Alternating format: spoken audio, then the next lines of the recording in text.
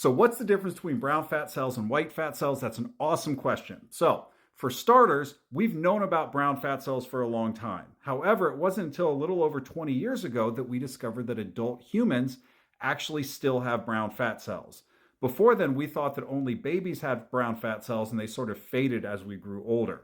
Now, the reason babies have it is when they are born, they don't have a fully developed shivering mechanism. So if a baby gets cold, it can't shiver to stay warm. In turn, the body will then have more brown fat cells because brown fat generates heat. That's its function in the human body. In doing so, it burns calories. So if you see here, we've got white fat cells, beige cells, and brown fat cells. White fat cells are what you generally have over your body. That big glob in there is the lipid. That's what your fat cell is storing. If you look at the brown fat cell, you see a large amount of mitochondria breaking up the lipids in there. Now, the mitochondria increase the amount of burning. You burn more calories, you generate more heat. But the cool thing is this one right here in the middle. That is your beige cell. We sometimes call these bright cells, which is brown and white.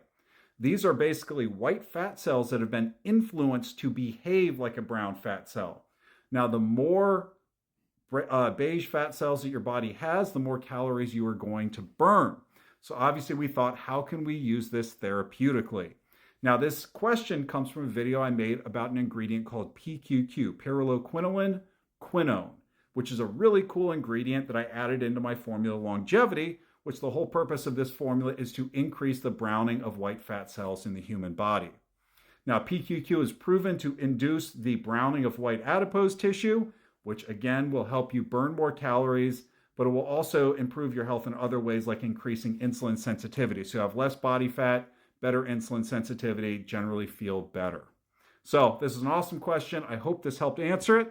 If you guys got more, leave it in the comments below.